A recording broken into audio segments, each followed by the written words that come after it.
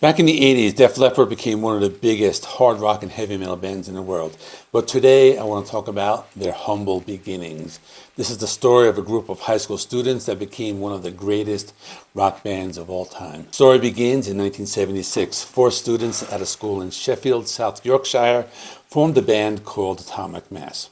One of them was Rick Savage. They played their band while still in school. Then a year later, in 1977, a boy named Pete Willis joined the band. There were a lot of members who came and went during that time, but then an 18-year-old Joe Elliott tried out for the band as a guitarist after meeting Pete Willis by chance when he missed a bus. He auditioned, but they felt he was better suited to be their lead singer. The band's initial rehearsals took place at Portland Works. Joe Elliott came up with the original name for the band, which was Def Leppard with the spelling D-E-A-F. But then one of the band members suggested the spelling change to the D-E-F, and it's been that way ever since. They did this to seem less like a punk rock band in their mind. So in January 1978, Steve Clark joined the band, and according to Joe Elliott, he successfully auditioned for the band by playing Lynyrd Skynyrd's Freebird in its entirety.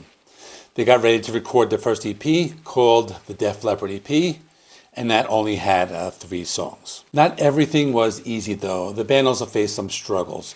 The first one was the challenges of creating their debut EP.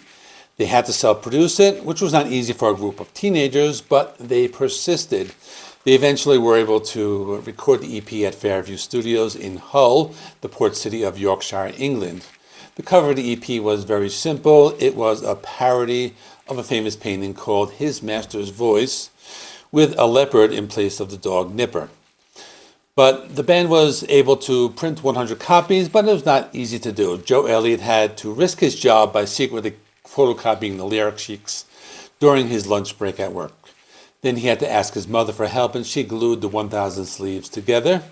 It was a double-sided insert, so with lyrics to Ride Into the Sun and Get Your Rocks Off on one side, and the lyrics for Overture on the other side. It also included individual band sketches made by Dave Jeffrey, who was a local artist. Then they had another problem.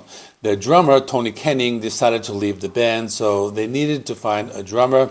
They eventually borrowed a drummer from another band called The Next Band for the weekend, and his name was Frank Noon.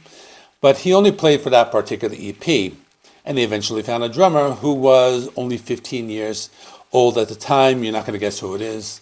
Well, you probably know. It's Rick Allen. But then there was another problem. They needed money to record the album.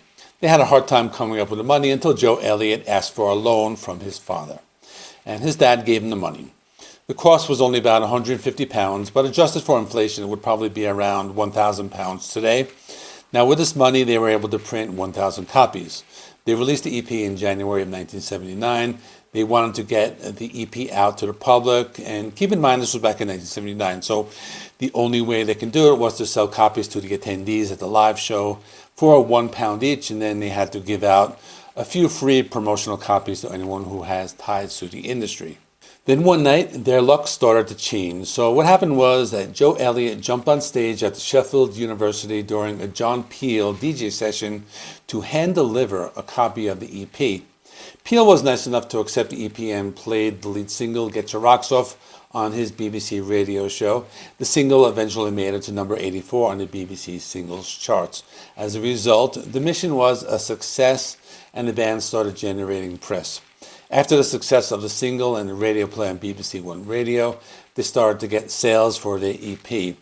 Now the band was starting to gain a following, and this was due to the surge in bands that were playing heavy music at that time in England, otherwise known as the new wave of British heavy metal. Now Def Leppard were not the pioneers of this movement. They were just in the right place at the right time. The movement started in the late 70s when punk rock was starting to decline and new wave music was starting to get popular. The sound of the new wave of British heavy metal was a combination of the heavy metal of the 70s and the punk rock energy of the mid to late 70s. So this style of music was very popular among young white males in the working class who were struggling after the recession in England in the early 70s. It was this time when heavy metal subculture started to form. Def Leppard became one of the most popular groups during this movement, along with other bands such as Iron Maiden and Motorhead.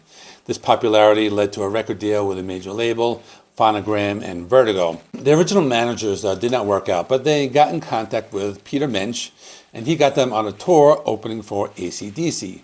So now Peter Mensch was their new manager. It was now time for them to release their debut album, On Through the Night. This was released on March 14th, 1980.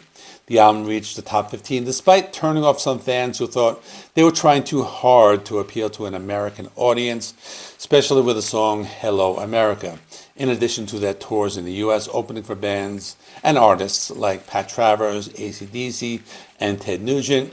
During the tour with AC/DC, they met Robert John Mutt Lange, and he had just produced the album Highway to Hell by AC/DC. If you want to find out how Mutt Lange turned the band AC/DC into superstars, check out this video right here where I talk about the story behind Highway to Hell by AC/DC. In the meantime, thanks for watching. Please like this video. It helps me with the YouTube algorithm. Please subscribe if you have not already. I do rock and metal reviews, rankings, and more. I do classic album reviews as well and rock history stories. So I will see you in the next one.